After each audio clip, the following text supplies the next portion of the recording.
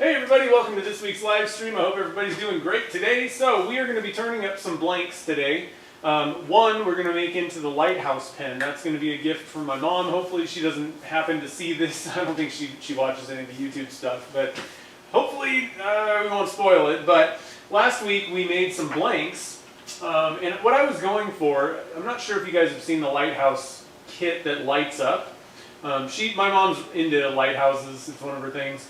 And I've made her the like laser cut lighthouse pen. It's like a Sierra a while ago, and she really likes it. But couple things with that actually. It's a little bit thin. I think she likes a fatter pen. She's got a little bit of arthritis and stuff, so she likes kind of a wider pen. It makes it easier to write with. So I'm going to incorporate that into the design of the blank and everything.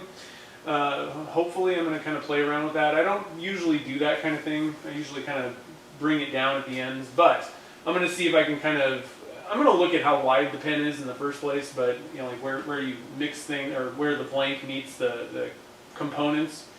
But I may actually widen it and do something a little bit different just to make it easier. But what I was saying is it's like a copper kind of, I think, plating, and I saw a picture of one of these things, and it had kind of like a bluish, oceany looking blank with it, and I thought, let's do that. You know, I think it's a pretty cool thing. So what I did, and I kind of screwed up when I was pouring this, what I was trying to do was at the top of the blank, add a little bit of dye in there and then put white and try to get like a waves crashing look. To be honest, even if I had poured it perfectly and everything was great, I don't know that this would have really come across as, what I was thinking was, if you've seen like the charcuterie boards where they do the resin art and they kind of can make like a beach scene, that's kind of what I had in mind, but whatever. If it doesn't work out exactly like that, I think this is going to be a really cool blank. We mixed some different kind of blues and teals together, and I think it's going to look really good with that kit. So we got that thing ready, and for this, I'm probably not going to be making a whole lot of Lighthouse pens, so I just bought their, you know, the standard bushings, which brings me to these things are invaluable. So I like to turn between centers. These basically go into normal bushings and allow you to use your 60-degree cones to turn between centers. Now it adds one more link in the chain. One of the advantages, one of the reasons that turning between centers is something that I like personally, is you're limiting how much deflection and movement you're going to have. It's going to run truer the fewer parts that you have, or the length on the on mandrels. A lot of times they'll run pretty true by the headstock, and then at the end, if it's bent just a little bit, it's running out of true. And so it's wobbling a little bit. And in the past, I've had a bad lathe and not good mandrels. And what ends up happening, especially with like a CA finish, the blank is like basically moving. And so when you sand your CA finish, you end up sanding through like little spots on the blank. And for years, I was like, I'd have to put on so much CA glue on the top so that I wouldn't burn through it. And if you can get the thing running true, you don't need to put as much CA glue. It makes the CA finishes a lot easier. So I switched to turning between centers a long time ago once I realized like what the problem was. Now, again, we're going to be adding extra stuff, but this is still going to run a lot truer than most of the mandrels that I've ever used. So this is a pretty cool thing. Now you can get these adapter bushings, they call them, from a few different places. I'm pretty sure Turner's Warehouse has some, and I like the TBC bushings ones from Brian. These things he does all. It's all made by him, and they're excellent quality. These I think the TBC bushings ones are the best that you can buy. So we'll be ready to rock. Pretty cool. All right, so we got a few other blanks, like I said, and I think these are going to be pretty cool. These are somewhat similar to my pool party blanks. I make some that kind of look like this. They're a little bit different, a little bit more blue. But I thought let's go for kind of more of a teal look on these blanks. I think the teal is going to really go well with the copper. Now the other thing that we're going to do, we're going to knock this out first. We tried micro balloons in resin. And as you can see, there's greenish going on in here. It looks like these are the tops, so you end up kind of getting more of the kind of green. A couple things. I just wanted to see what the micro balloons, how that worked, kind of thing. What they did to the resin. One thing that I note, these feel very light. In fact, I actually want to kind of do a little bit of a test. So we did flour before. Let's see if I can find the other blanks that I've made. This isn't exactly, man, these feel heavier, I don't know. Do I have one that's 5 inches?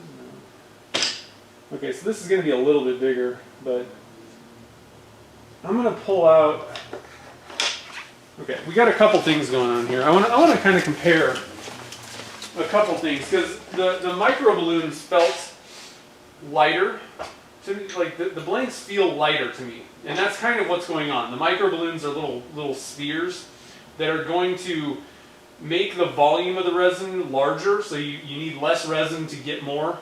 But we made some blanks. This is the one that was made with the flour. Technically, I need to go cut this, so I'm gonna put you guys on mute for a second. I'm gonna cut this down to 5.5 inches real quick, and I'll be right back.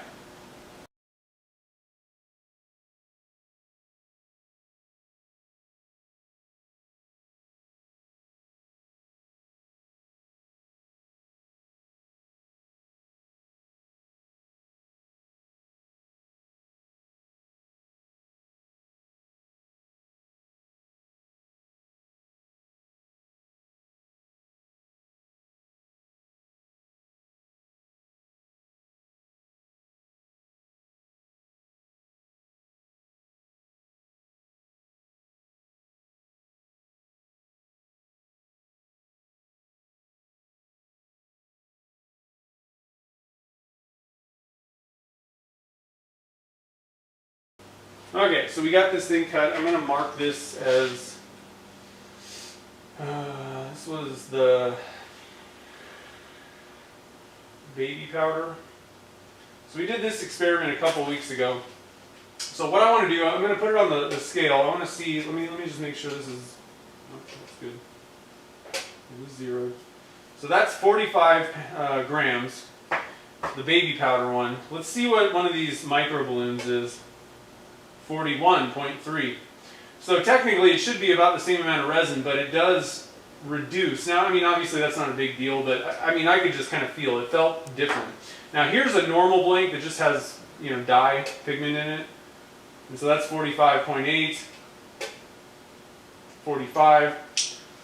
So that one's actually a little bit shorter even. I think I might have cut this a little short. But you can see, I mean, it definitely, if you need to save weight, micro balloons could be a way to do that. Increase the volume and save a little bit of weight. But what we're going to do, I want to turn one of these guys down. I'm going to pick one that, let's just go with this one, that's fine. And I just want to see how it turns. How does it feel? You know, is there any difference with this micro balloons stuff? I did turn down the baby powder blanks. They felt not really softer, just I don't know, like a little bit softer, I guess, in a sense, than like a regular standard blank. Now, Alumilite blanks are not hard or brittle or anything like that, but these just felt a little bit more similar to Alumilite white, which is a softer material, and it threads and does everything fine with the baby powder. But I just wanted to kind of, you know, let's just do some experimenting. So what I'm going to do is I'm just going to chuck this up in the collet chuck, turn it down like I do for my kind of test blank kind of things, and just see what, you know, the characteristics are of this thing. Let's see here. So let's stop real quick. I'm going to switch to this view.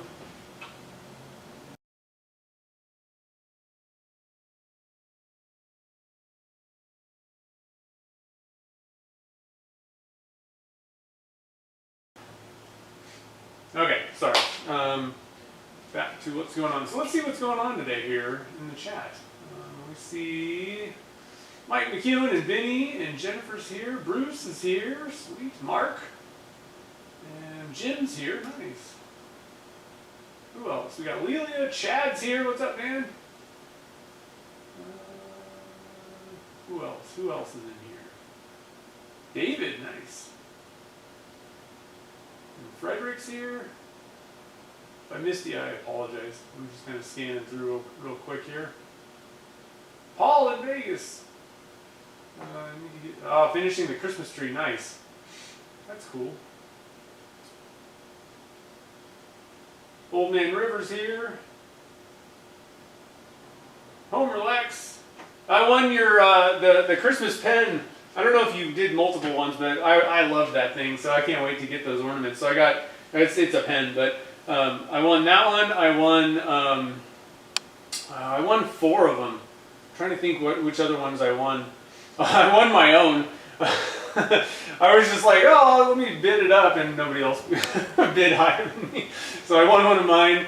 I don't know, there was 2 light up ones, and I got a light bulb one that lights up, or like the Christmas light bulb kind of thing, and then I got another one that looks kind of like an icicle. So pretty cool. I got 4 of the ornaments. And I was kind of bummed, so I think Chad's watching. I don't know, Amy's probably more in tune with this. She mentioned, like, wait to check out till the end, but eBay checked me out, like, automatically on everything, and I'm like, oh, okay. So I hope that they didn't have to send, like, 50 boxes for, but, you know. The microphone's not working? It's the right mic. Is it working now?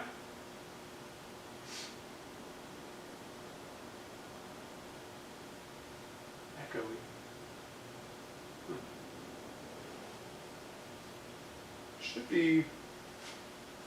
Should be right. I don't know.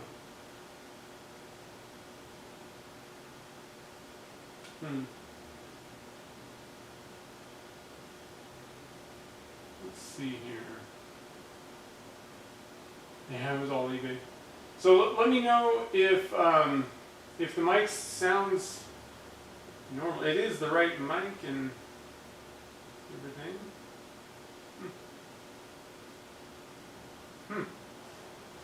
Well, it's the right microphone.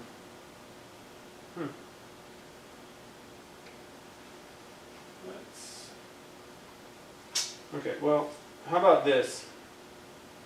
Let's do something a little bit different.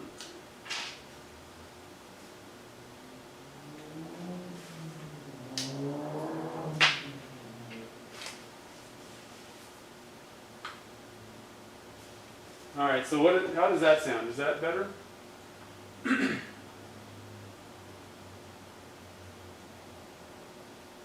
No, I don't think it wasn't Carl's light bulb.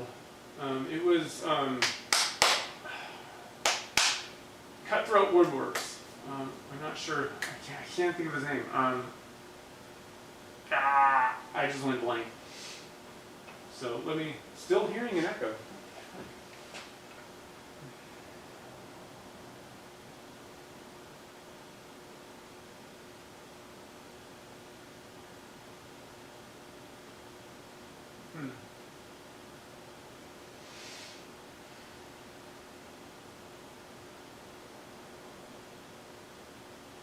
I'm just looking around seeing if there's no, let me look at my cameras.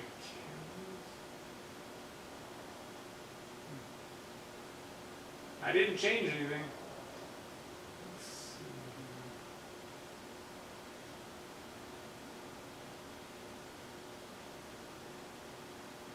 Well, one thing that I did do,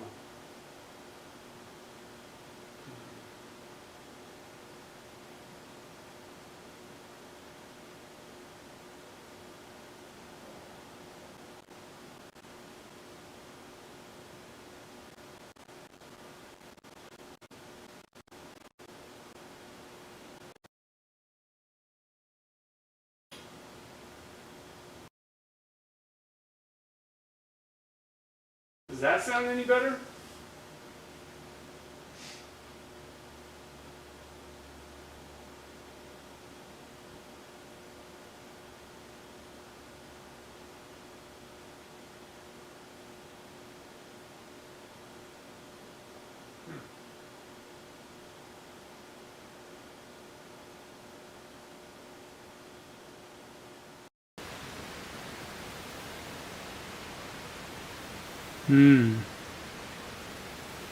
Okay, I think I know what's going on.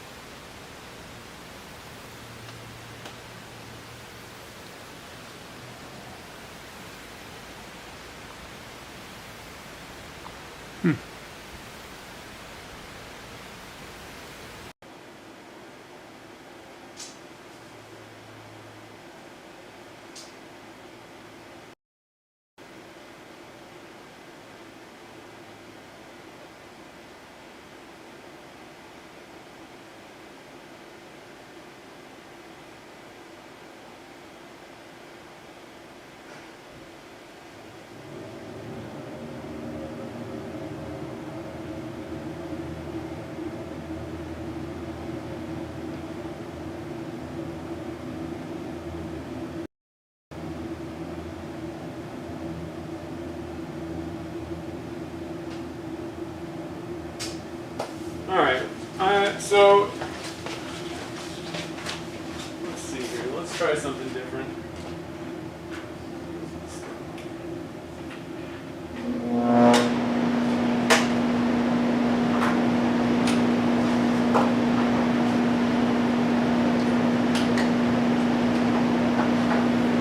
For some reason, my computer isn't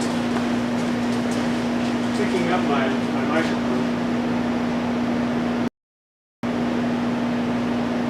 Always something.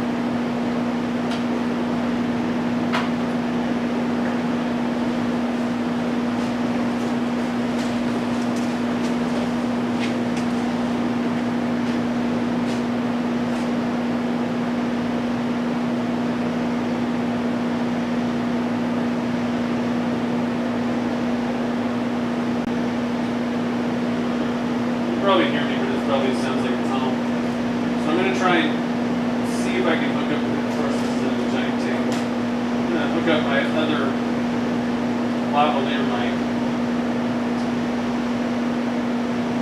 I'm not sure what to do if this doesn't work because I don't have any other. The only other microphones that can work are camera mics, which all are going to sound the same. I don't even know which one's actually being picked up. Either one of them.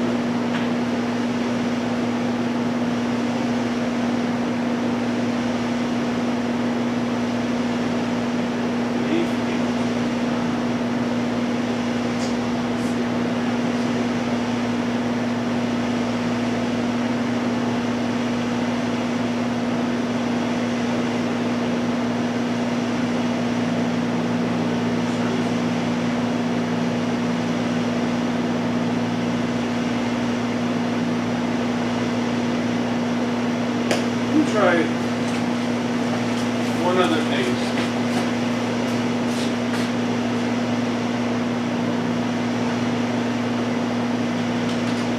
I have to restart the screen if this doesn't work.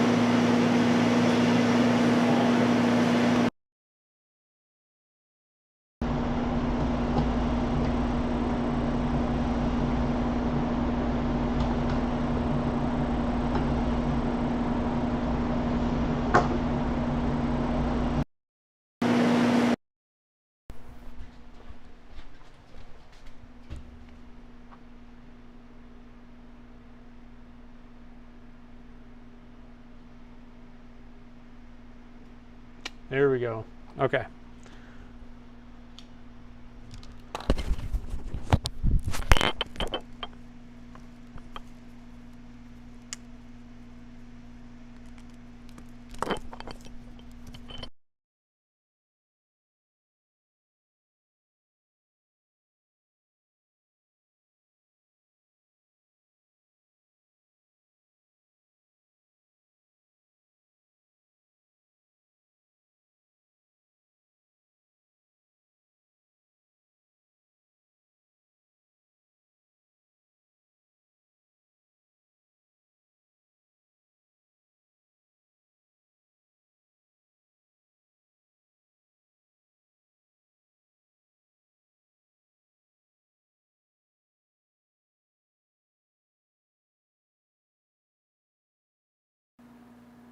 Okay.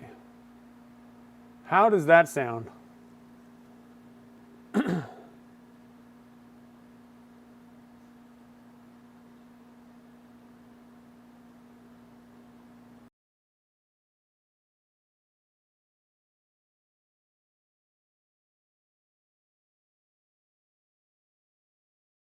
All right, I think we're good. There we go. What was happening was the problem was that the power went out sometime at some point, and I think that something was funky with my with like the dock that everything plugs into, and so it was just not working.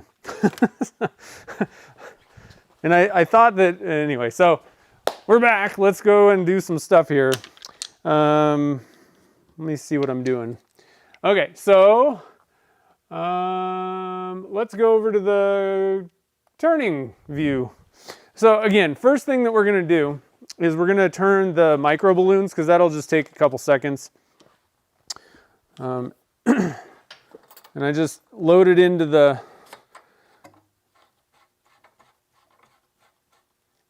collet chuck. I'm going to move these things back where they came from so I don't... It's organized chaos in here, guys, so I got to do it right. Yeah, I think that works. I don't know which one came from where. Okay, so like I said, first thing, we got it loaded up in the collet chuck, and then all I'm going to do is... Oops, I think I bumped the camera. All I'm going to do is I'm going to drill a 60-degree cone using my center drill. Is everything good? Okay. I'm just going to drill a little hole in there. That way I can just put it between centers.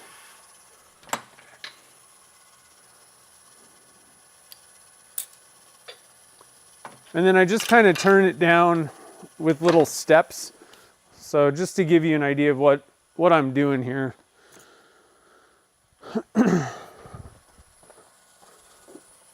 So this kind of deal, quick wiggle in, just kind of turn it down. That way we can see. The problem is the outside isn't very, reflective of what's going on the inside. And what I'm looking for is, well, I just want to turn this to see how this material, with the micro balloons feels. But I'm also looking to see if it might have tamed some of the color bleed. And we've been talking about this for like months. Blue and yellow dyes, pigments, dyes, whatever, tend to bleed. Like no matter what you do. Like I haven't figured out a way. The best thing that the best results we got was using a split cup, where it's basically just pouring it straight down. But even still, there was still a little bit. I mean, just a tiny bit. And so this is a pen that we made with that. And I covered up with the clip some of the bleed, but it's not, this side's pretty good, but there is a little bit. I mean, and I think part of the problem is yellow and blue. I think most of these colors, there is a little bit of like a bleed going on. If you did red and white, I think that there's going to be lighter red, where it kind of meets and kind of thins out together. But nobody cares about that. Like your eyes don't just pick up, some odd color. In yellow and blue, it just, your eyes show you green right off the bat, and it just makes it even worse. I think it's almost partly perception, but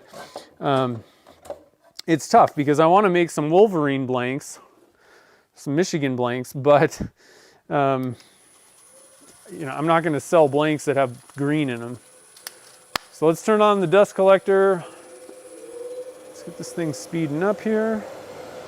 Is that a good view, kind of? Let's just go for this thing.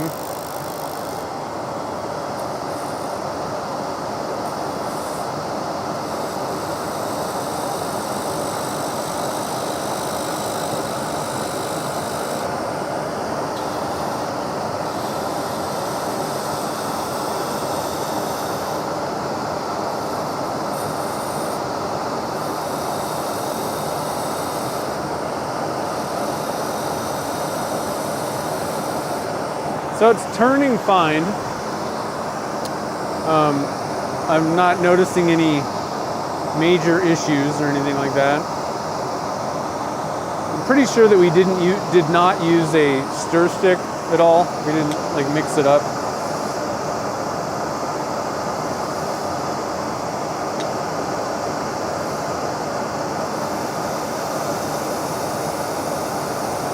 So let's dig down into these things.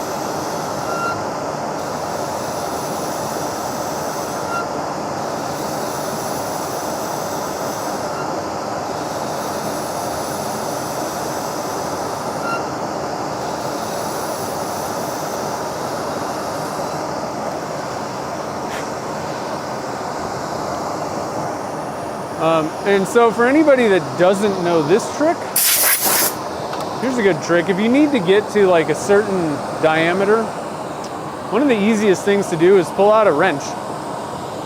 You know, obviously they're not in every single, you know, possible configuration, but if you need like a 9/16 or a 1/2 inch, and one thing that I'm not particularly, I just haven't done it much. You can actually just hold the thing on there, turn it, and once it, you know, fits over there, you can stop. I don't do that. I don't know. I just, for some reason, my brain worries that it could catch somehow. I don't know if that's even physically possible or not, but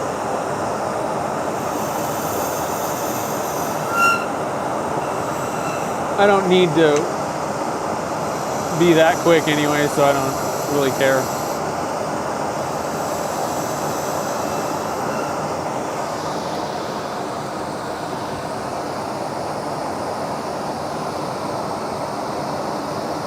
What's the bottles on the floor?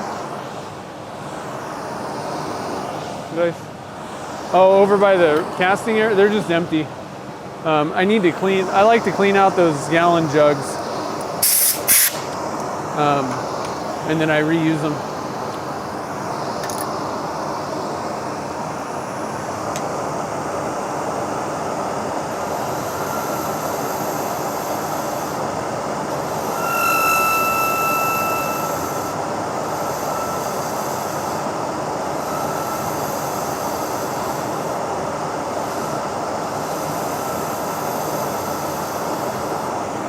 One thing that could happen with these micro balloons is it could kind of weaken the tensile strength.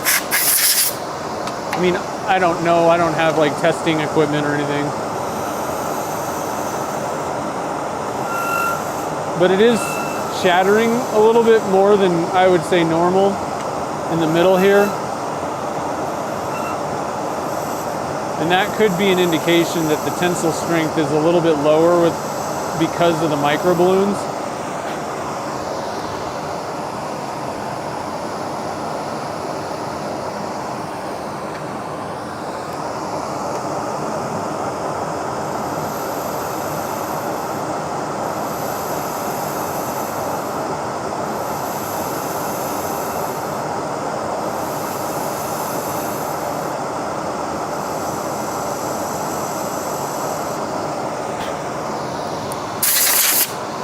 All right, that ought to be pretty good.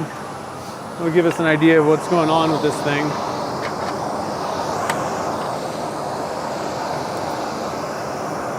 So I don't know. There's still like some kind of greenish looking stuff. I don't know. It's kind of, again, it's really tough to tell.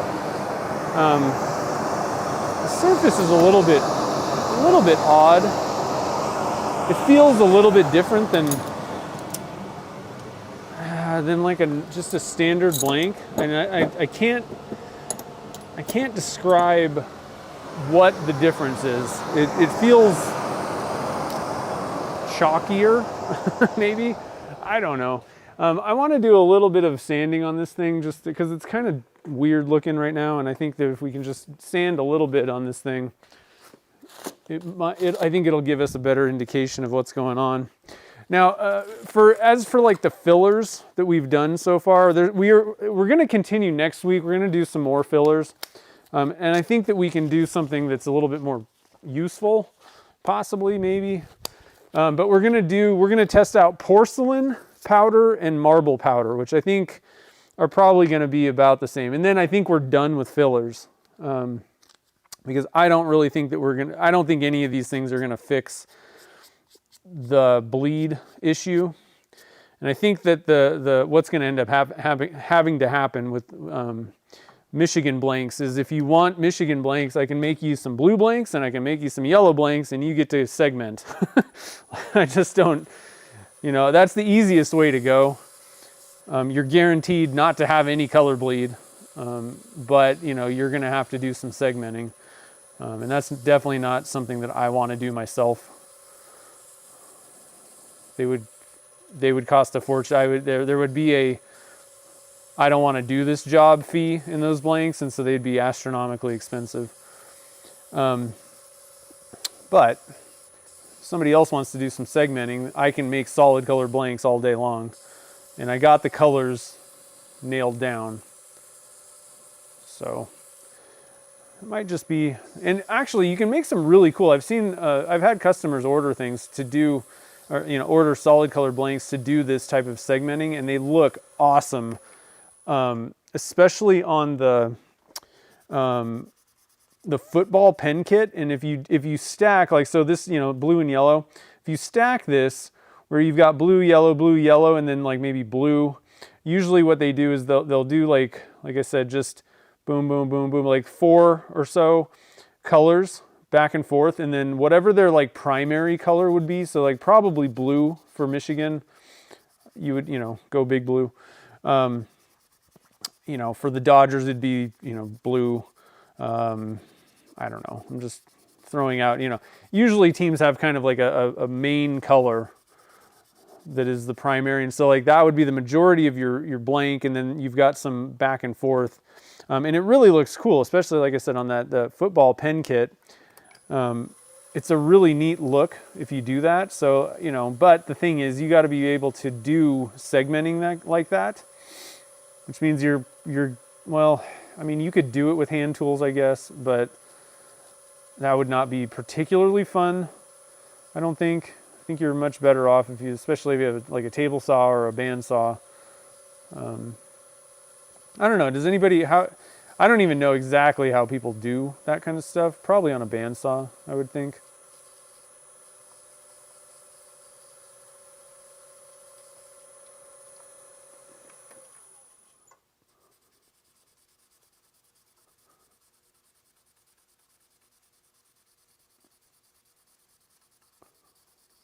All right, I'm just going to go up to gray.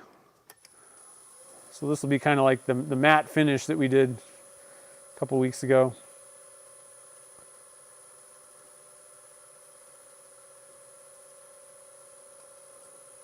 Ann's here. What's up, Ann? And Barb, too. Kim.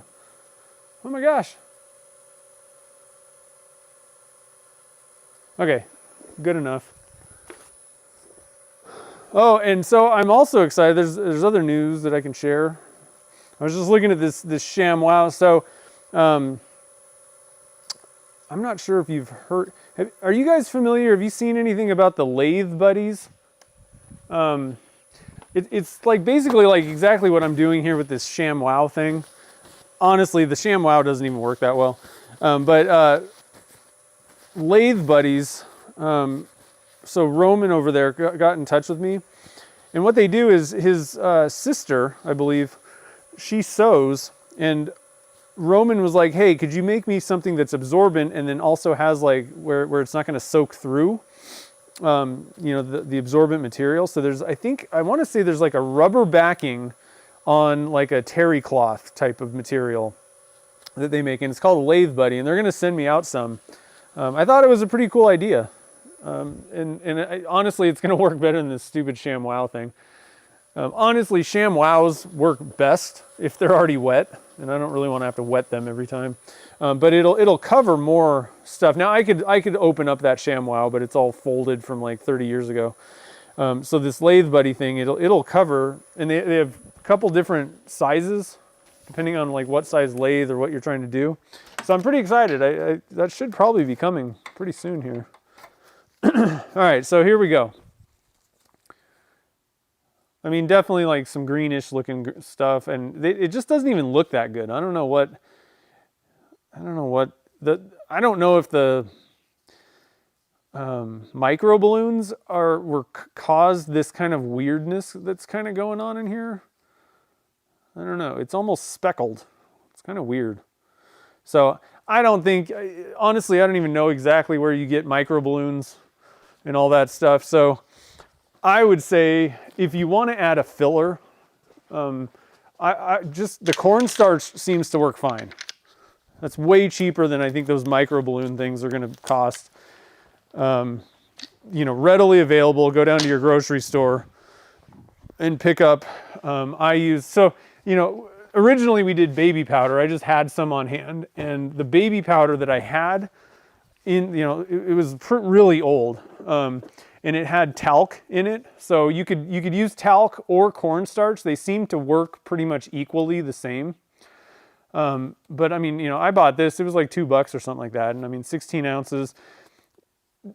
Depending on how much you want to put in, you know, this will work just fine. And what it's going to do, the only advantage is, I mean, you know, you really don't need to do this.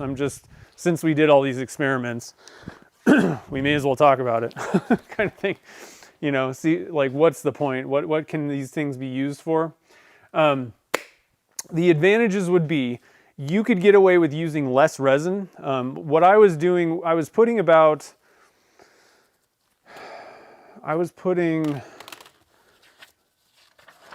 me look at my notes here real quick.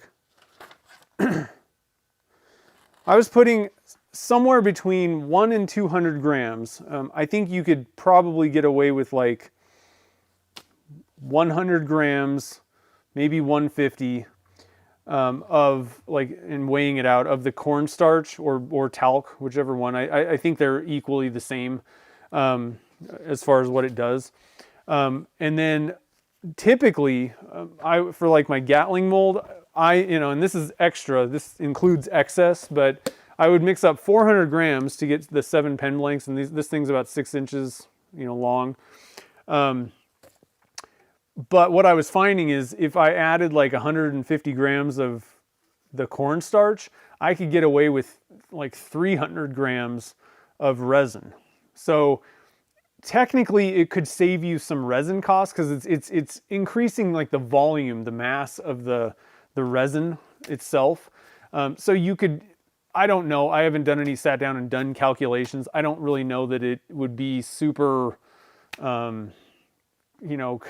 don't know if the cost would really offset the having to add this stuff and mess around with it, but it is something to think about. You can extend the volume of your resin and not use as much resin. I'm sure that cornstarch is cheaper than resin. I just don't know exactly how much money you're saving exactly.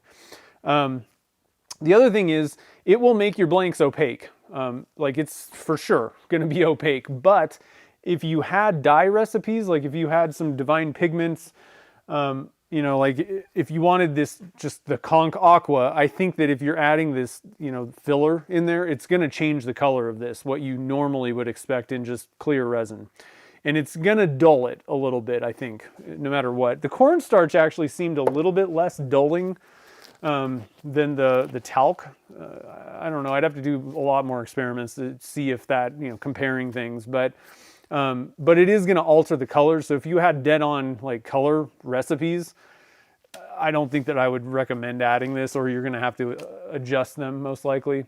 But it will make the blanks definitely opaque. You don't have to worry about see-through stuff. Gotta get a drink.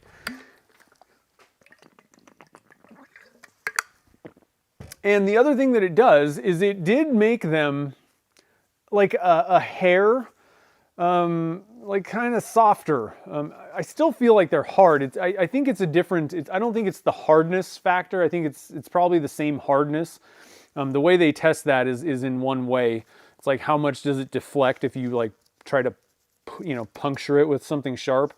So I don't think the hardness level is necessarily changed. I think it might be like the elongation number. It just seemed more almost flexible.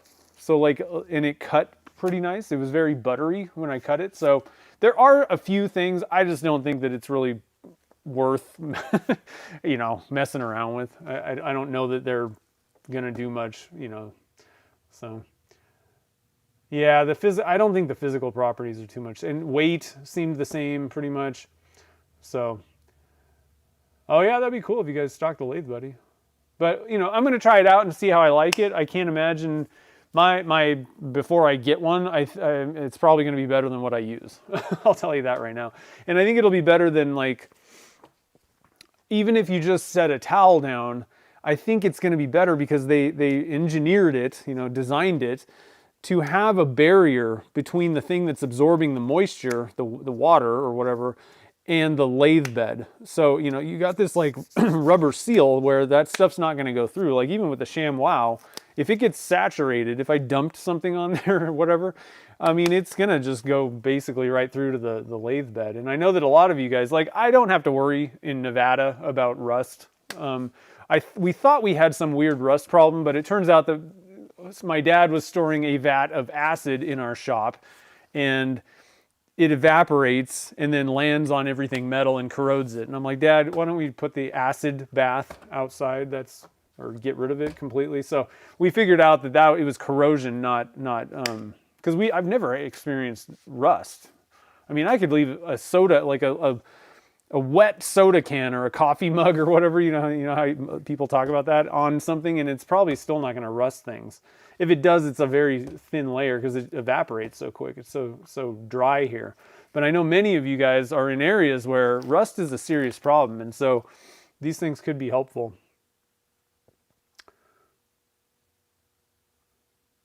Add drops to the talcum powder to change its color, and then add it to different. Well, I think that's not really much different than the classic vat of acid. Thanks, Dad. I didn't know what was going on, and he just had, because he cleans parts off, and he had this just giant, like it was like a kiddie pool basically, with like just acid sitting in it. And finally I'm like, what is this? And he's like, it's acid. And I'm like, oh, brilliant. We've just been breathing acid, because I'm like, it doesn't just evaporate and go poof. It evaporates into our lungs. Thanks, Dad. And that's why we have rust looking stuff on it, because it was everywhere. I mean, he has a machine shop, and there's like solvent and oil on everything. So like he has no problems with rust ever. And his machines were corroding, and I'm like, what is going on in here? And then he's like, I'll just put it outside. And I'm like, yeah, because the kids that walk by our shop from the middle school, let's just put a vat of acid outside. I'm telling you, I probably shouldn't be broadcasting this live. The EPA is going to come and get us, but that's over with. I was like, just stop. Deal with it. All right, so let's see here. I'm just scrolling up to see, because I was messing with that microphone for so long. I don't know which, the thing is, I don't know which camera it was. It might have been actually like the Mac Mini or something. So, all right, so we got, anyway, micro balloons. I don't think that they're going to do anything useful for anybody. It didn't really change the colors. If you needed something lighter, now I don't think for anything that we're doing turning wise, for the most part, maybe here or there I could think of something. Okay, so one example that might work, and I don't know for sure. If you put a lot of those micro balloons in resin, like let's say, I'm trying to think of something that you would actually turn where this would maybe matter. Like maybe like a duck call. It might float anyway. Where I'm going with this is I think if you add enough of the micro balloons, I think you could get something that literally would float. It would just be so like light. The specific gravity would be so light that it would literally float if you like dropped it outside of a boat, or, you know, I'm thinking like hunting, like a duck call. Duck calls are like, they may not sink anyway. I don't know. Like if you dropped something, if there's something that you could turn that you needed to float, I think with putting enough of the micro balloons, that's the only thing that I would even think about using that for. So yeah, good question. The new neighbors. So it turns out what they're doing is they're a moving company. The guy that explained stuff to me, he had no clue what was going on. They're a moving company, and basically they're just using the next door thing for storage. For some reason, they're taking like all the furniture out of one of the hotels, or maybe part of a hotel or something like that. So they're only going to be here for like 6 months, number one. And number two, like they don't seem to ever be there ever anymore. So, and I already talked to the to the owner, and he was like, yeah, we just let us know if we need to turn music off or whatever. So everything's going to be good with the neighbors, and he was real nice. So let's see here. Let's go and turn a pen. How about that? Let's see. Hobble Creek's here. What's up? And I just saw Kid Cooper's here. What's up, man? Did I miss anybody else? Kev's here too. I missed you. Oh, and Darren too. Cool. Lots of people. Cool. All right, so let's go back and let's turn the Lighthouse pen now. Very excited about this. For anybody that doesn't know, so my mom, I don't think ever watches this YouTube stuff, so I feel okay. Now, if I was doing a project for Gretchen, every once in a while, although today I could talk about stuff because I'm pretty sure that she's not watching. She's making cookies. I love cookies. She's making cookies with my sister-in-law. And I think they might be decorating the Christmas tree, possibly, or something. I don't know. I'm not 100% sure what's going on, but pretty sure she's probably not going to be watching today. But even still, I'm not going to talk about it because who knows? Maybe she'll watch a replay sometime. But for this, real quick, I need to look at this thing. So, okay, so this is the end with the waves that we were. I don't think it's gonna show up, but even still, I'm gonna try to orient. But let's go back over here real quick because I got to look at this and I can share what kit this is because I'm really excited about this kit. It's pretty cool. I guess it's a good thing that I did this because I didn't change the camera angle. So here's the kit, and the cool part about this kit is on the end it has like this lighthouse thing, and it literally lights up. Like it lights up. There's batteries. So it's pretty neat. So I'm going to kind of lay this out the way that it sort of kind of goes together. There's a lot of components and weird things. It looks different than most pen kits. I'm just going to say that. And one thing to note, this is the ink that it takes. So if you've got a bunch of like, you know, Parkers or you know, whatever, you're going to need to go get some different things. And I ended up buying extras because it's a weird ink thing.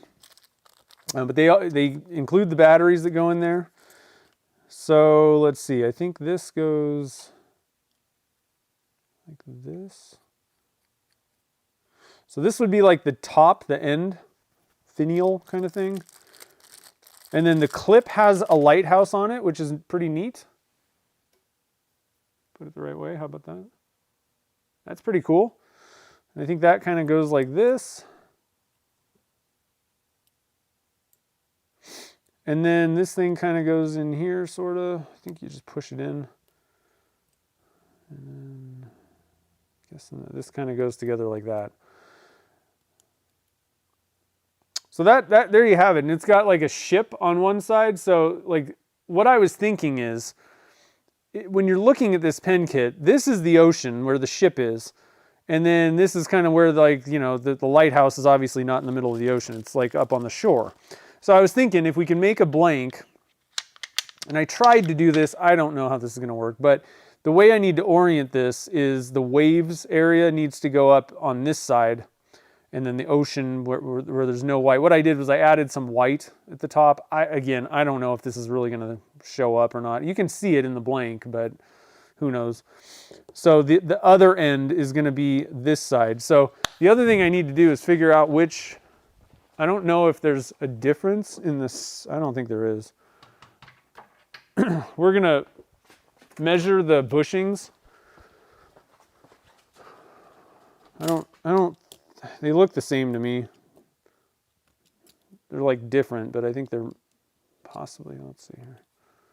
Let's get this thing on. Okay. 0.5155. Oh, that one's a little bit smaller, 49. Okay, so that's stupid. I don't know why you wouldn't just make them exactly the same. They're so close anyway. That may be like a milling error. 49 on the front. Why would you make it like 0.02 difference? 55 on the back. Huh. Okay, well that's lame. All right, so the way that I need to orient this, why do these pen kit makers make things so stupid? I just don't. Make them the same, seriously. Or make them so far off that it's like obvious which one goes where. If I ruled the world, things would be normal. Okay, so let's scroll down.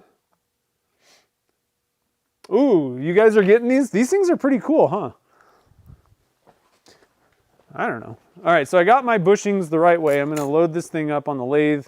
I know I didn't change the thing yet, but I just don't want to forget this. Okay. Let's go back and switch the view. Let's start turning. How about that? Let's get the camera. I think we can get a little bit better angle over here. A little bit closer maybe too. Okay. So is everybody getting their gift projects finished up? Is anybody just starting and like, oh, I gotta get this stuff done? That's kind of me. I haven't well, obviously I'm doing one today. But I got a couple other ones.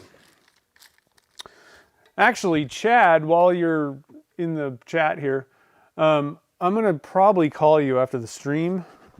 I got to talk about that knife kit thing. So just a heads up on that. Okay, so let's do some turning. Welsh Piper's here. What's up?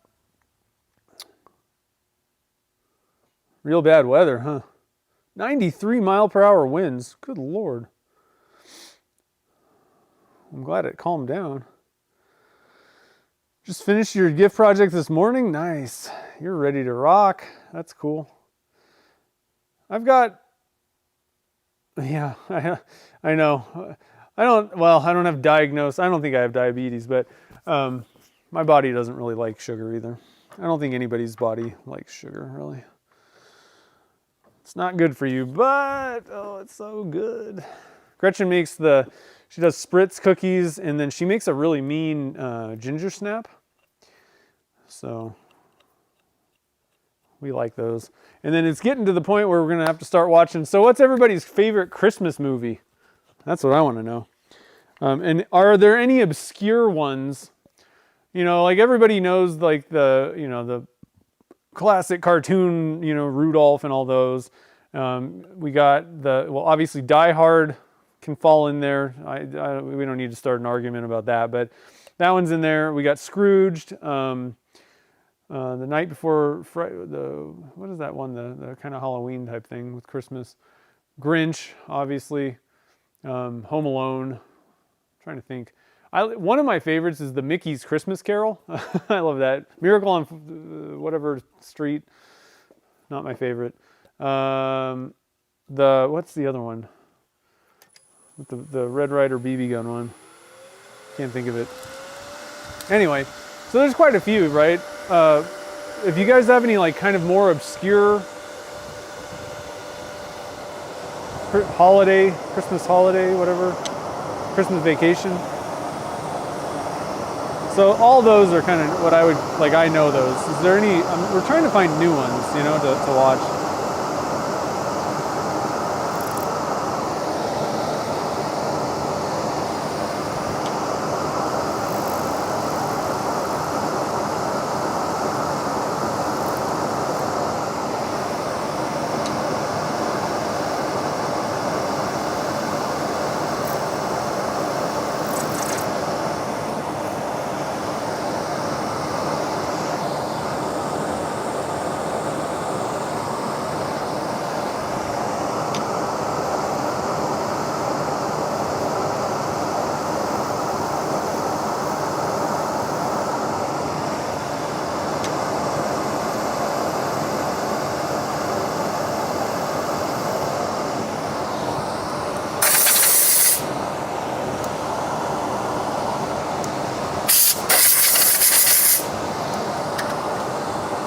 Yeah, Christmas Story, that's right. Just couldn't think of the name. Elf, yeah, Elf's pretty. And we'll probably, so let's see, I'm just going up here. David's making a couple pipes. That's cool. Nice. I like it. And then finished 3D printing some chess sets. Wow, that's cool. Laser cut boxes. Sweet. Krampus. Okay, we'll look into that one. Yeah, Christmas with the Cranks. We just saw a commercial for that. I haven't seen that one, I don't think. And there's like the Santa Claus. I don't know. That one doesn't appeal to me.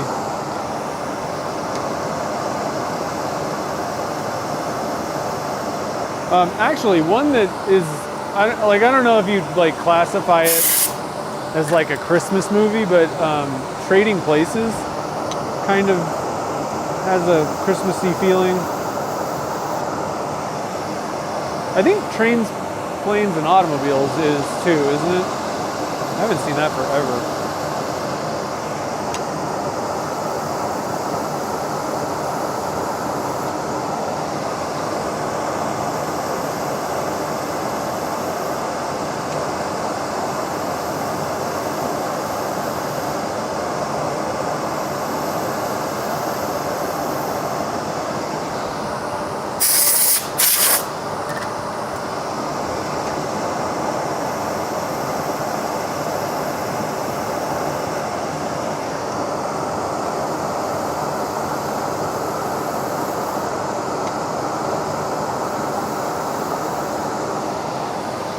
Oh, Harry Potter, definitely. We actually, I tried, last year was the exception. Usually every year, and it's not Gretchen and I, it's more me, I watch all the movies, every year. I didn't do it, I don't know, I just wasn't in the mood last year. I love the Harry Potter movies, like I like the winter parts of them. They're just like so, I'm like, I want to be there. I want to be at Hogwarts. Butterbeers. If you guys ever, if you're like a Harry Potter fan, if you ever get a chance, go to the Universal Studios or Florida one and do the whole Harry Potter world. It's so awesome.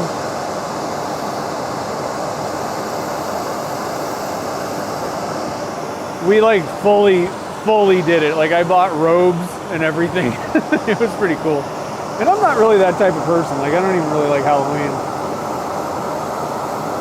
I was just, I was in the mood when we were there. We were having a good time.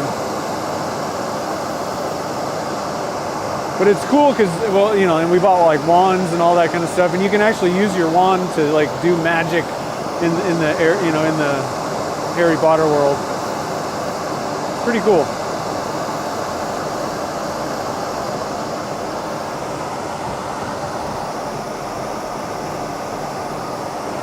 What the heck is that noise?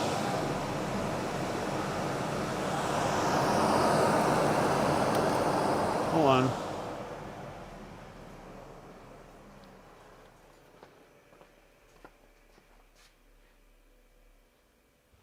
somebody's stereos.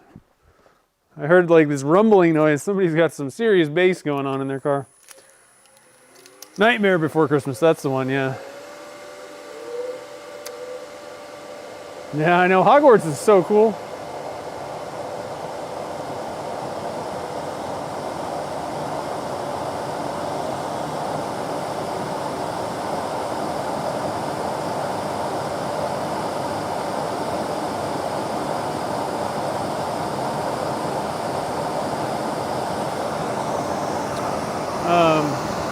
Actually, one that's been in my like Amazon thing is the, oh, what is it called?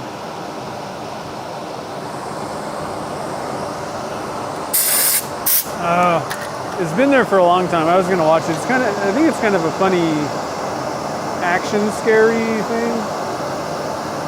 Dang, what was that one?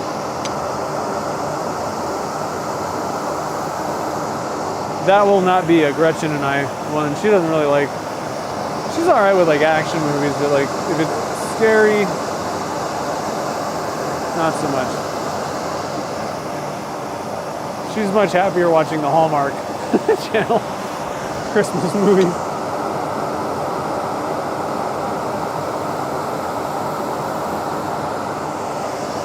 No thanks.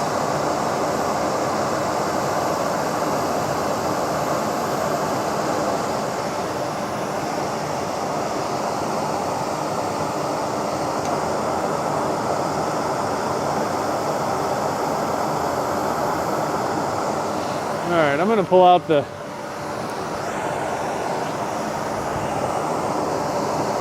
glasses so I can actually see what I'm doing here a little bit more.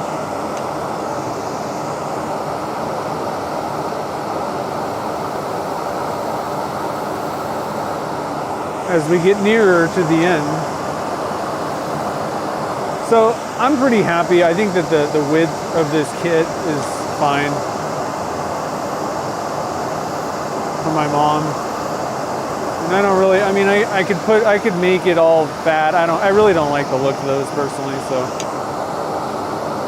we're just gonna go with my normal thing.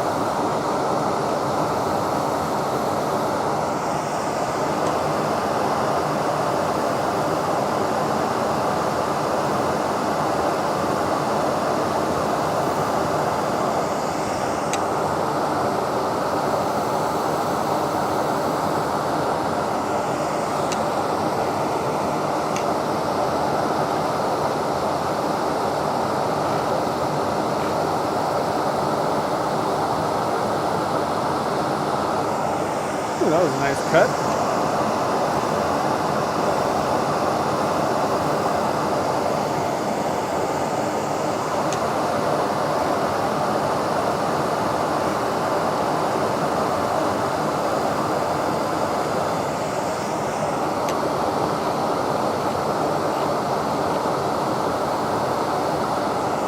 Okay, I think that might be good.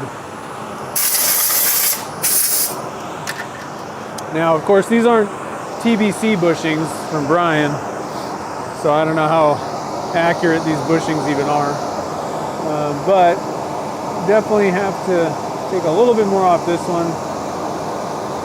Maybe even a little on that side too. Yeah. Let's see, we were talking about... Yeah, no, I don't have the new DJI mic. And actually, guys, I'm gonna head over here so I can talk and not feel like I have to yell at you guys. That's wrong. Actually, I was looking into it, and so there's a couple of so the new DJI. I hate that. It's such a hard three-letter DJI mic. The new one is really good, but like they're like $400 for like just the regular DJI mic 2. However, if you need microphones that are pretty darn good and you don't need to record directly onto the receivers, look at the DJI mic minis. Those things are like $170 and like they're awesome, I guess, from what I've heard. So, you know, saving like half the price. The only major thing that I saw that like I might want to use if I was going to do like, you know, video content stuff it is kind of nice to be able to record directly onto, I keep pointing, it's not there. So this is the receiver. These ones, this is the original one. You can record directly onto this thing without having to like have a camera or any other type of a thing. So it'll just record. Like frankly, you could just use these without even having a transmitter thing. So that's the one thing that you're missing with the minis that just, and I guess they just came out not too long ago. But like really, most people don't need that. You're most likely recording it to your camera or something anyway, but take a look at those too if, if anybody needs them. I mean, frankly, I've been having some weird issues with my DJI mics. They're kind of old and the charging thing hasn't been working. I'm not ready to like spend money on something else, but I've been kind of looking around and both of the new ones are pretty awesome. And even just the DJI Mic 2 compared to the original ones that I have, it's got way better features on it. The noise canceling thing could be useful, possibly, but these do a really good job. I mean, I'm standing next to a pretty loud thing and it doesn't really come through on the stream. So, sorry, I'm looking at the chat real quick here. Gremlins, yes, that was one that we picked up too. Your dog is watching The Office, that's funny. Okay, so let's go back and finish this guy up. So, like I said, I need to take just a couple quick cuts on the ends.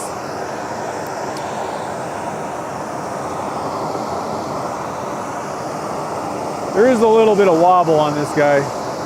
It's kind of annoying. And I think it's actually these bushings, frankly. So, I don't know. If you're gonna make a lot of these, I would actually have Brian make you some bushings that are between center. I think they would work better for you.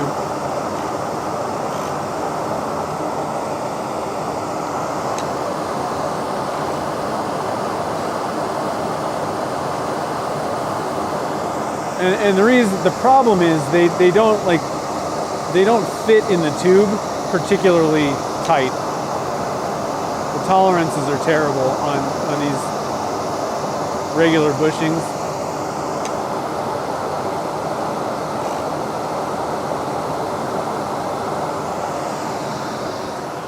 All right, I think that's probably pretty good. Let's turn that thing off. So what do you guys think? This blank's looking pretty wicked, I think. We haven't even polished it yet. And it's looking pretty dope. Is that a thing still? Dope? Let me get the camera. Oh, sorry guys. There we go.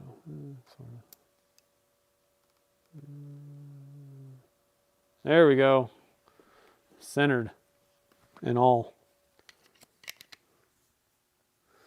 So yeah, that's looking pretty oceanish. There is a little bit of, you can kind of see that white, but that just definitely didn't really turn out the way that I wanted. Now, one thing to note, I did not paint the tubes. I totally forgot. And yesterday I was like, I better glue this in or else we're not turning anything tomorrow. And you cannot really see through it. I'm not really picking up tube. Now, we haven't polished it and everything, but I think we're good on these. And these will probably make their way into the pen blank club. Not this month. I've got some pretty, we did the baby powder blanks. So those are one of the blanks. And then I got a secret one. And those will be going out next week for the pen blank club. So I'm pretty excited about the second one this month. Something I kind of totally brand new. Can't get it anywhere. And I know it's another surprise one, but I think you guys are going to really like the surprise. So, all right, so let's do some sanding. Wish I had that lathe buddy already. I'd be busting that thing out right now. Yeah, that'll work better. All right, so we got 2,000.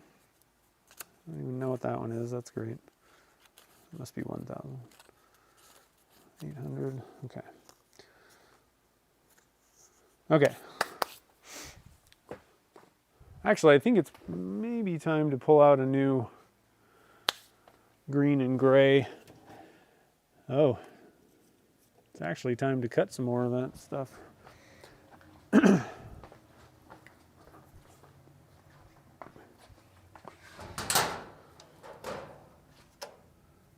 I like to pull out fresh sandpaper and stuff, especially when I'm doing like gift things, or I don't know. I guess they're all, it's not that I don't want, as good a quality as possible, but this is, a gift for my mom. So I like to pull out like fresh paper just to make sure that like that doesn't end up being an issue. I'm gonna try this. I'm gonna cut some different sizes this time. 1.5, and I just let's see, what do we do? 8. Yeah, let's try 1.5 inch wide pieces. Sorry, I'm over here cutting some strips. Oh, those are not the same width. Oops. Goodness.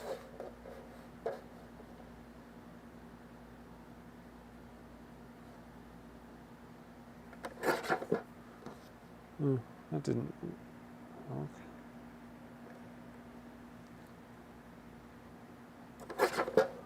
Okay. So I got me a new strip, and I made it a little bit wider because I usually hold it with 2 fingers, and that doesn't really make sense. I'm only holding the edges, so I thought let's make it a little bit wider and shorter. So we got a green one, and I think I got a gray already. So I'm just going to chuck those. I'm not a save your sandpaper until it dies kind of person. Frankly, I'm going to get a new 600 grit even. Make sure that we've got everything on lock. All right, so let's see here.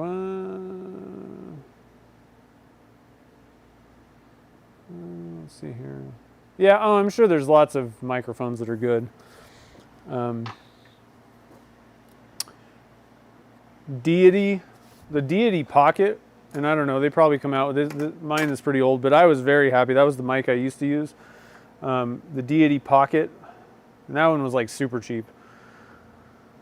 Is good. What's the other one? There's another one. I think Deity might have come out with a newer one. There's this other brand that makes some pretty good stuff too. Can't think of the name. What am I doing? I want some gloves. My hands get so dried out when I wet sand that I'd rather put on some gloves.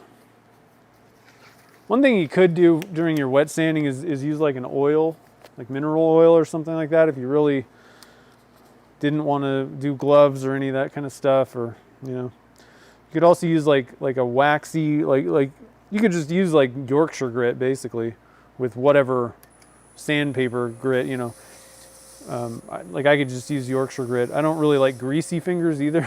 So because that's like a mix of like wax and oil with some grit particles, but the higher grit particles mixed in with your like 600 grit is not going to have any effect on. You're still going to be sanding with 600. So just a couple tips. If you wanted to do something a little bit different, you can use many different products. Another probably reasonable one is Howard's Feed and Wax. It's like a oil wax kind of mix also. I don't think it has any grit to it. So that would be kind of just a standard, like an oil wax kind of thing.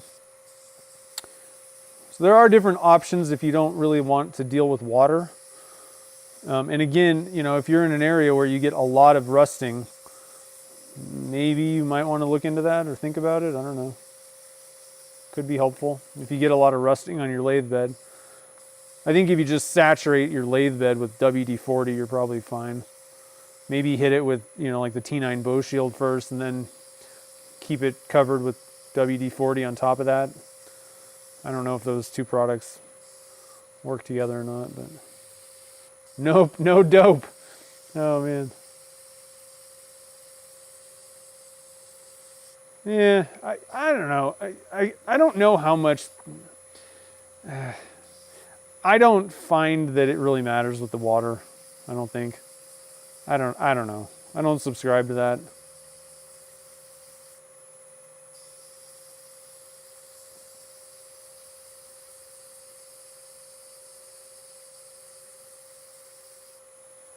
For me, like with the sandpaper, what ends up happening is I tend to use the two ends mostly. And like, if, you know, eventually that stuff, the way sandpaper works, it's breaking off particles and exposing fresh edges. And eventually you've broken off quite a bit and there's like gaps kind of. So you're better off just picking up a new piece of sandpaper. But I don't know about the water. I don't know. I've always mixed it. I never tend to get issues. Like I use the same water for all the all the grits. So I'm not sure what old water, like what, besides it maybe being nasty or something like that, if it's that old. This is only maybe like a week old. I don't know. What do you guys think about that? Is the water, do you guys believe in the fresh water kind of thing?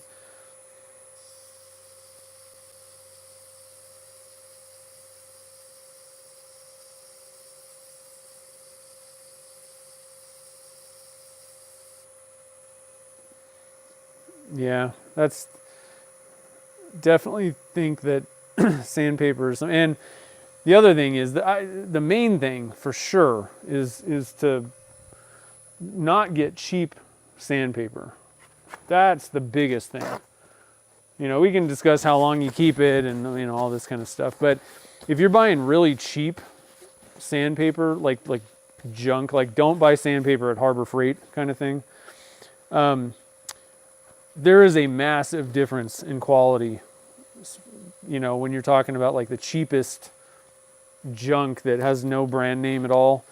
That stuff is not good. The glues that they use, the particle sizes may not even actually be, if you buy 600 grit, the quality control is so bad for some of these things that you may not actually be sanding with like 600 grit. So, and it can break, and it's just not good. Like the quality is not there on the cheapest junk. So bare minimum, the stuff that's like at Home Depot and like those types of places, like your 3M, Norton, those are not particularly expensive. They're just kind of standard. Cling Spore is a good one. I use Mirka usually. Get decent sandpaper, just not the junk. That's not a good way to go.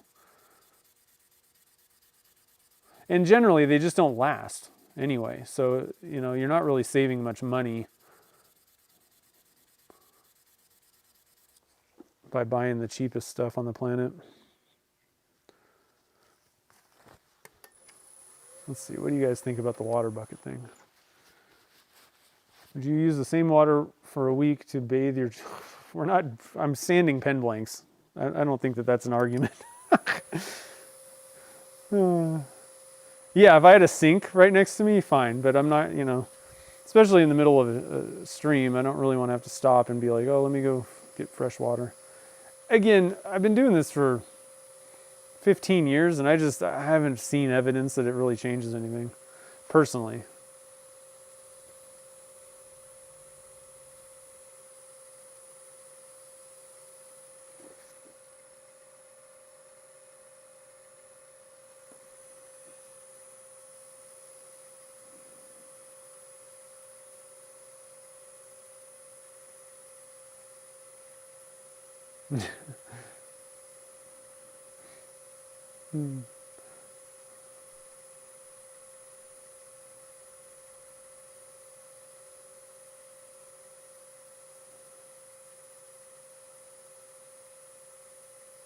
Yeah, I like the squirt bottle thing, but it tends to just get things like water everywhere. And even though I don't have to deal with, I don't really deal with rust. It's just, that's where I kind of draw the line usually. If you put a bucket down, that makes things better. But I don't know. I think that's kind of, because I've seen Chad do that a lot of times with the little bottle. And I think that's good because you're really clean, you're putting a fresh I don't know, you're really cleaning the particles out on your sandpaper better. But I haven't really given that a full ride try.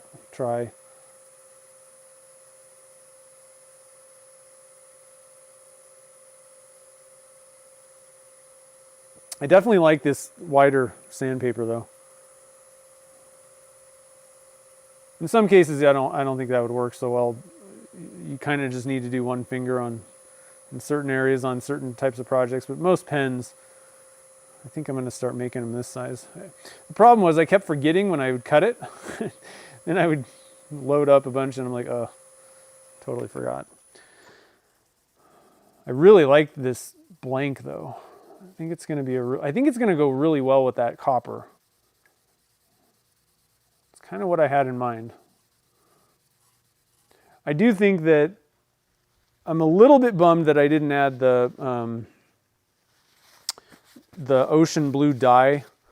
I don't know that would have really changed anything and made it really look like waves crashing kind of thing or whatever. But I do think that it would have slightly changed the color in the mica powder that I was putting it in. That's kind of more what I was going for, but I like this a lot, and I do think this tone is really going to pop with that copper.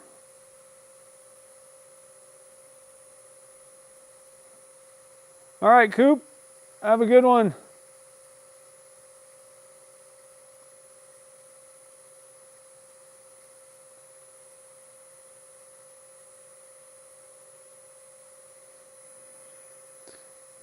A new cloth?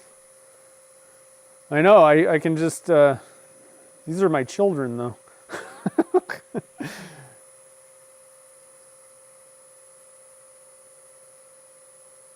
Now, when it comes to polishing though, that's where we have, we've talked about that at length. I don't like using just paper towels to apply it. I believe they're scratchier. But I don't think that you need to get super crazy about it. I don't know that there's really a need to use like a microfiber and all that kind of stuff. Out of all the tests and things that I've done trying to kind of compare things, like I didn't really see a difference. I do see a difference between these white paper towels and the blue ones though.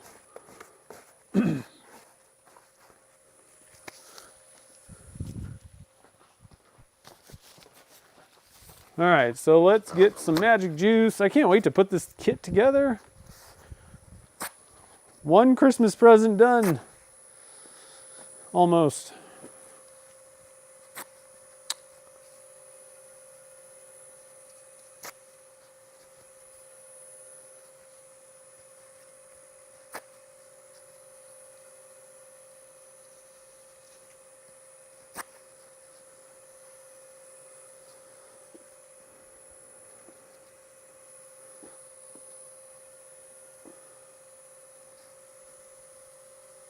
I'm just going to wipe this off here.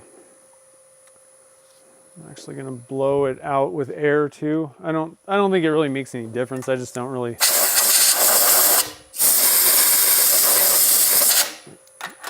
want to mix water in with the polish. I don't think it would really have any serious effect on anything, but I don't need it. All right, and I got my handy little tray from Mark. That thing is awesome. Thank you again for that. Keeps all my magic juices set and ready to go. All right, so we'll crank up the speed a little bit.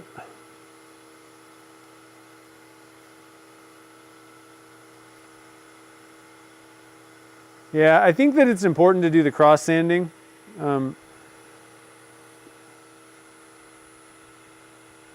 think a lot of us come from like wood turning or woodworking, and wood is half missing. You got air in between in the grain, and so there's obviously you're not going to cross sand wood, but when it comes to a solid surface, everybody that works with solid surfaces cross sands because there's no gaps in it ever. And what can actually happen is when you're sanding,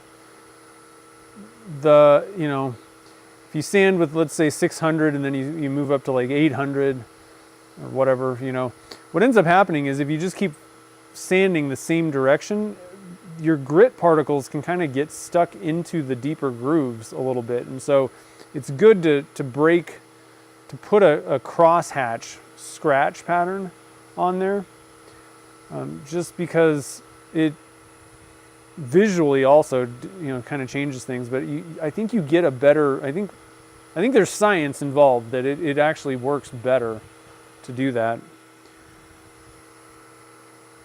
And I kind of got that from, you know, like I bought one of those headlight restoration kits.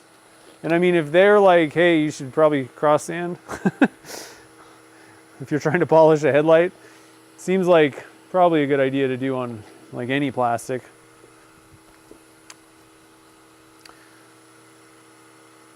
Oh, you got the other ornament. Nice. I was wondering who won that. That's cool. Did you? I think they're sending them already. Thanks for bidding on that.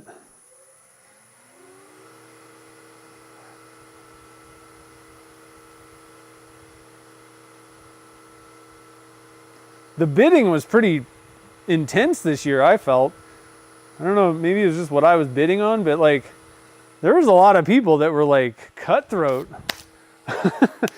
I know that I was in the lead on one of them because I lost a bunch. You know, like I won 4, and I actually lost a bunch of them. And I think there were people that were using those like the bidding software thing, because like I'd be in the lead, and I'd have like a pretty, you know, compared to like the previous bid, I was up, you know, decent amount, and then like 1 second would come, it would come down to 1 second, and then I'd lose it somehow. And I'm like, geez, what's going on here? So I'm pretty sure there's like software that people use to like win auctions, and I'm not, you know, I wasn't using it. So I think I lost a few to some cutthroat auction people, professional eBayers.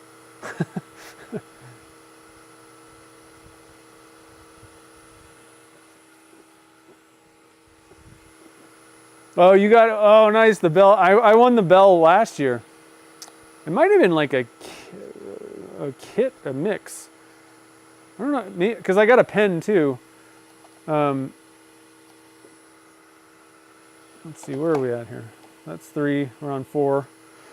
So I think it might have been like a 2-for-1 kind of thing that I won last year. I think I actually have the pen here.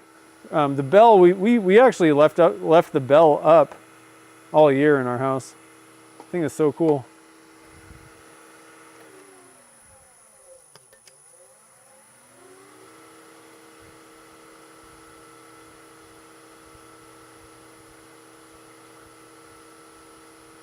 That's right, the bell came with the pen. Yeah, those bells are nice. I think I want to make one of those sometime. That'd be kind of cool. It's like a fun project to turn.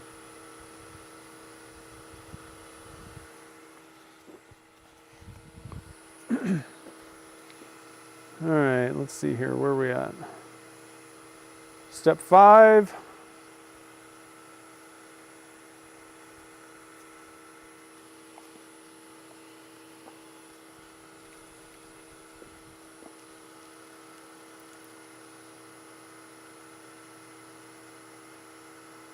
Yeah, that is true. The pictures, videos, all that stuff was amazing this year.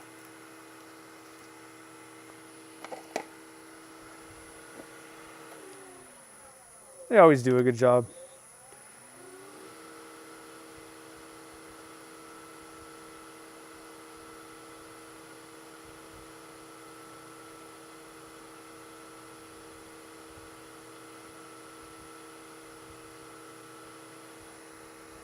All right, one more step to go. We get to assemble this thing. I can't wait. I can't wait to turn on the lighthouse.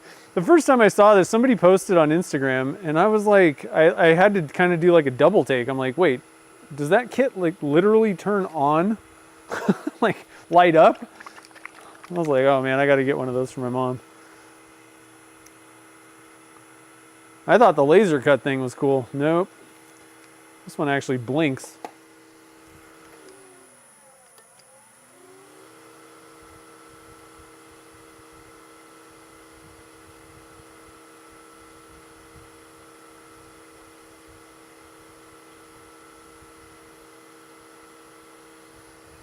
And there we have it.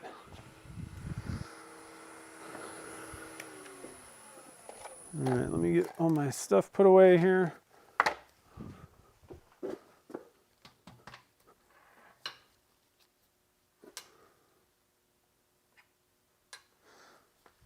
And I like to just wipe off the insides. There's usually like a little bit of polish. Look at that, that's gross. So I always like to clean up the insides before I assemble, just in case there's some goop that might like actually squeeze out or something when you assemble it. But man, that's a good looking pen kit, or pen blank. I gotta remember, this was the side that goes to the Lighthouse thing. So I'm gonna keep that way as I walk over here. Just so I don't forget or get things twisted around.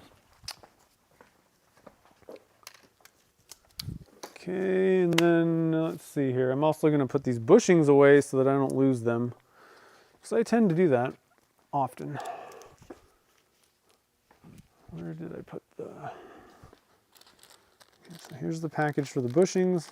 I really got to get my bushings in some sort of order. I have like one of those little tray things, you know, the drawers, but it's kind of just a mess. Okay, get our assembly thing. I like to put a piece of blue towel down because I tend to have things like dyes and resin on my on this area. So let's see where we need to put this so you guys have a good view. Zoom it in. That ought to be pretty good. Okay, so there might be some ways that I should be doing this. I think I'm actually going to pull the instructions out because I've never put one of these together before. So I'm just going to kind of quickly read through these things and see if there's any ways that you need to do this. Let's see here. Make sure not to press on cap directly. Cap should not be attached to cap coupler.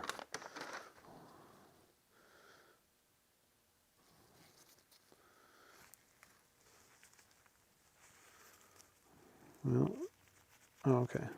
Unscrew it. I think that goes like that.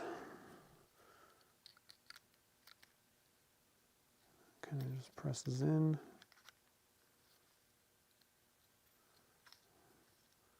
I think there's a lot of stuff that just kind of, I don't know. The only thing you need to press might be that end part. Let's see here. Side, clip on the cap coupler, press cap coupler to wider diameter, drop battery stack.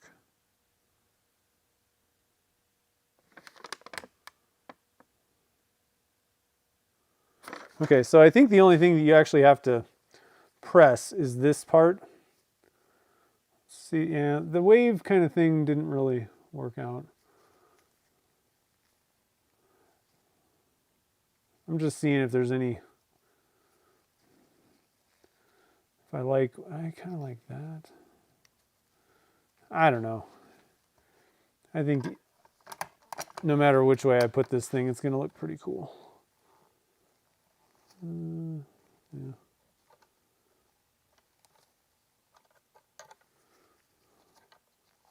Hard part is keeping that clip where you want it. Okay. And then I think you just kind of push everything else together. It has these like tiny little battery things I think we need to put in there. No clue which way they go.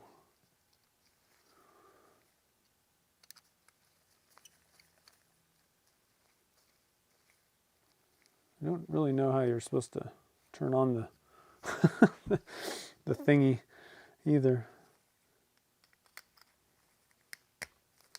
Yep, you just push that.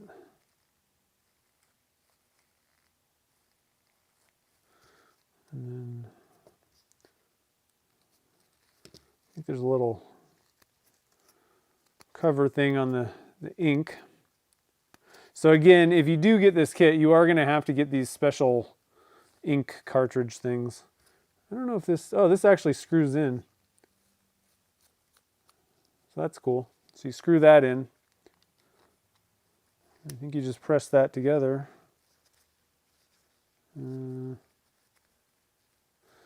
So you twist the very end of this thing to get your ink out. And I think, I don't know if this thing,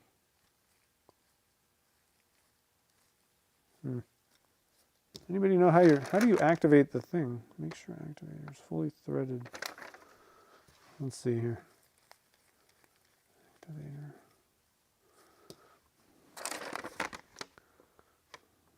Where's activator? Might have put the batteries in backwards. Oh, I think I did.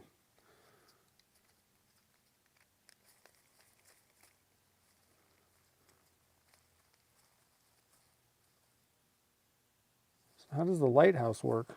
Anybody know how the Lighthouse works?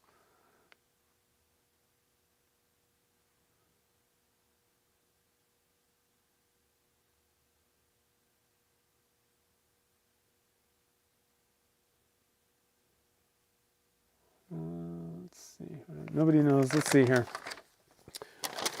Does it say in the...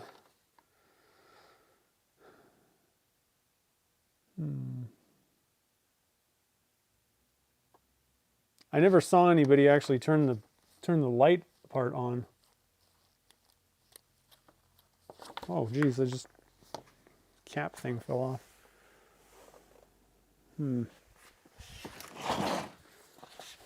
Oh.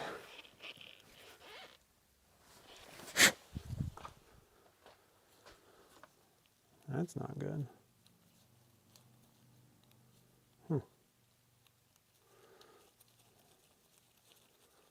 So, how does this thing like activate? I'm gonna have to like glue that thing back together.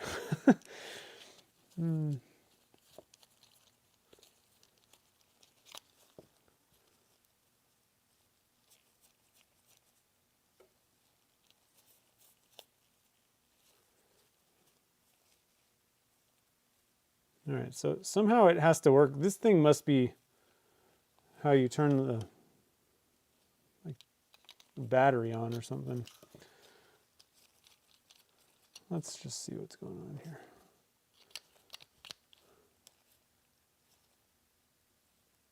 Okay, yeah, so that does push up. Okay. Batteries may be dead, guys. Or, let's see. It said something about keep the batteries in the plastic. Oh, here we go. To turn the light on the cap, twist the front end assembly back and forth. Okay, so I was doing it right. And these go in like this. Okay. Maybe oh, there we go. Woo! I got to glue this little piece back on. It kind of came off. Look at that. Ooh, it blinks. I don't know what I did differently, but now it works. That's cool. So this is an easy fix. I'm just going to put like a dab of like a thick CA glue on there and then just kind of like leave it to sit. I'm not going to spray it with anything, I don't think. Well, actually, I probably, yeah, I'm probably not even going to spray it. What I'm going to do is after the stream, I'll just put a little dab of CA glue on there, push it down on, and then like walk away kind of thing. I don't know why this thing, I don't know why it came apart. Doesn't fit tight, so there must be some like glue that just didn't really, you know, They probably do the same thing. Just put like a little tiny dab of glue. Actually, I can see the glue that they used. It just fell off. It's up in the rim. So it was just some crusty glue, probably. But what do you guys think about this pen, though? I think the blue with the copper, boom. That was a good idea, I think. It really pops. Like, I think that you really want to have something lighter, for sure, on this kit, so that it, you know, you really see all the features of the kit part. Because this is a case where, you know, I would go for more of a tame, somewhat tame. Like, this is a pretty blank, but, you know, it's just kind of not a lot is going on with the blank. Whereas the kit, I think, is what you're really looking at on this one. I'm pretty excited. I think she's going to like that. And it's wider. Like I said, my mom has some issues, so there's not much that I could have done to the blank. Like, you're going to hold it with this part. I think most people would. I can't imagine somebody holding it like that. Probably going to hold it down here. So pretty cool. Just a little bit of glue. And it blinks. What? That's fun. Okay. Switch to this one.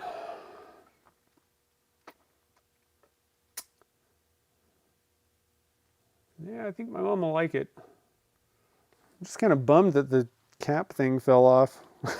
I was like, oh, I broke it already. So, like I said, this part turns the light on.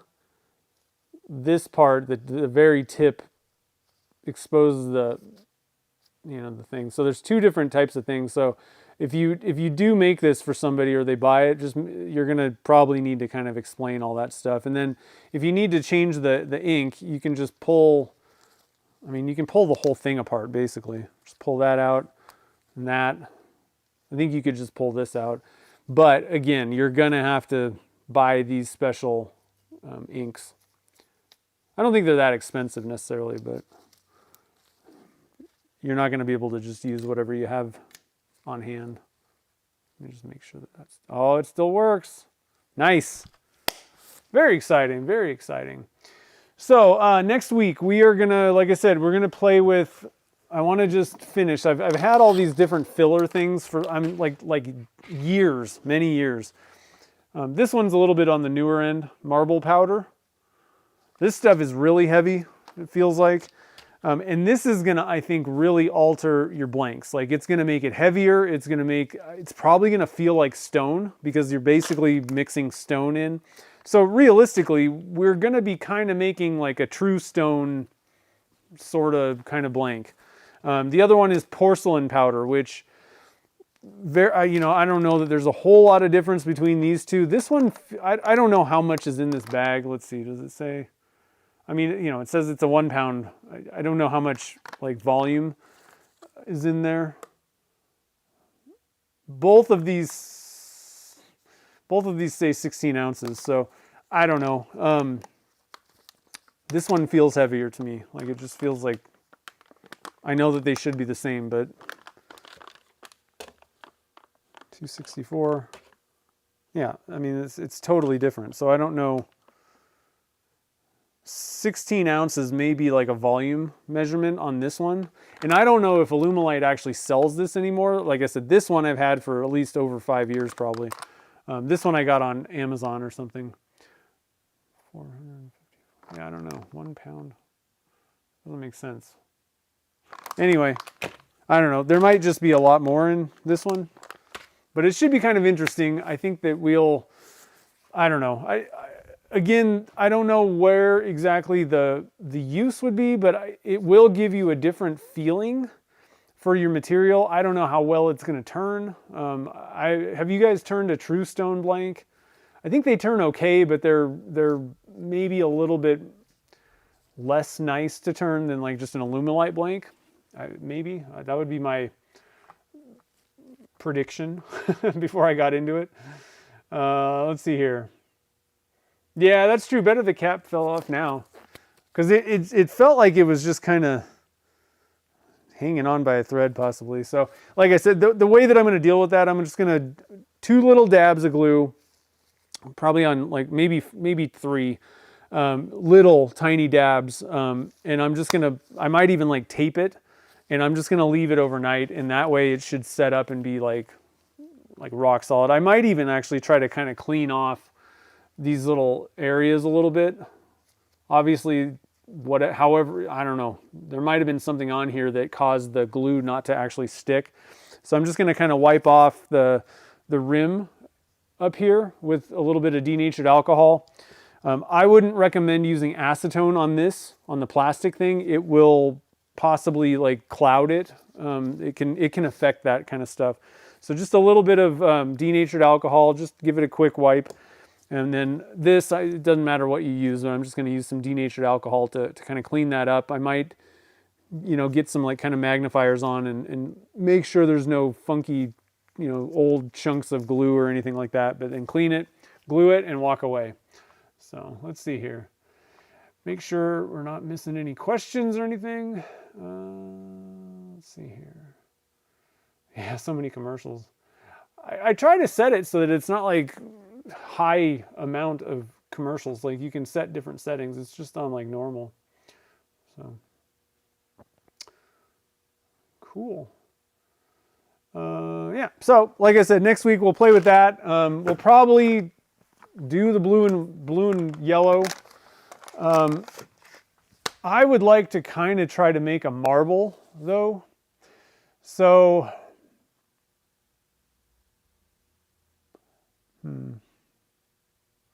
what I might do is just do like one. I don't need to make an entire batch of blue and yellow. That's the thing. I've been making all these, 7 blank batches, and I don't think any of this stuff's actually going to work to fix the dye bleed issue. So we might just do a couple quick single pen blank things, get them, in the pressure pots, and then we'll see what they look like. What I would like to really do though is with the marble, try to get that marble look that we did a few months ago, probably at this point. Just to add a little bit of kind of a grayish kind of color, and then mostly white, and then actually make it feel like marble also. That's what I'm thinking. This is going to feel cold and like stone kind of thing in your hand, and the pen will be heavy. Porcelain, I don't know how that's going to work out. It's probably going to be pretty similar, but a little bit different. So we'll do a couple little experiments. It should be pretty fun. So anyway, let's see here. Don't forget to treat those blanks like your babies. Yes, don't forget. So anyway, guys, thanks for joining the fun this week. I hope that you guys all get on your projects, get everything done. I got a few more to do. Obviously, we kind of talked about some of the projects. At this point, I'm guessing Gretchen's probably not watching. So I got a knife. A kitchen knife that I need to make for her. The other thing that I'm making for her is, again, I'm hoping that she's not watching. I seriously doubt she's watching. But I'm gonna give you guys a little bit of a secret. I'm just gonna do this on my own again because I don't want her to see. So I don't know if you guys know, but Stainless Bottle Stoppers came out with potato mashers, or like a masher kit. And this is something that we've struggled with. Like we have like crappy mashers basically. So I was super excited when this came out, and I was like, oh cool, I'll make a masher for Gretchen, or for us at home. But it was kind of a thing that especially Gretchen has been on like a mission to try and find a good masher. And so I'm gonna make her, and I'm using, this is actually one of my mermaid tail mixes with pine cones in it. Mini pine cones, that's kind of fun. I don't know if you can see that. There's a couple little mini pine cones. So once I turn it back, you'll see the pine cones. But that's going to be a really fun turn. It'll be a simple kind of quick turn, but I'm excited about the masher kit. And then the knife should be pretty cool. So, and then actually what we're probably going to turn, one other thing that I need to turn soon, and it's been sitting here, it's just we've been doing all these random things. I got a bunch of the bead kits from Turner's Warehouse. they sent a bunch of these guys down, and I've been meaning to get some blanks and do some projects with these bead kits. Because what I want to use it for is actually like the lamp poles. We got a bunch of them throughout our house, and they're just stupid and not very fun. So I thought these will be really fun to make some different stuff, and so we can use all kinds of different blanks. It'd be kind of neat to have like the marble, I think, for these. But I got a bunch of other blanks and things that we've made over the course of the year. But I don't know if you guys know about these, but they're like a little bead kit thing. They got the bushings. There's little paracords and things that you can get. So that's like a whole new branch of different cool kits and things that they have at Turner's Warehouse. So we'll be doing that. And I think they just came out with some new platings. So there's like different ones. There's like brass and aluminum and steel and I don't know what else. There's a bunch of different ones. And I think they just came out with even more and they sent those down. So that should be kind of fun to play with pretty soon here. So be looking for those too. So anyway, guys, I hope you have a great rest of the evening. Thanks for joining the fun tonight.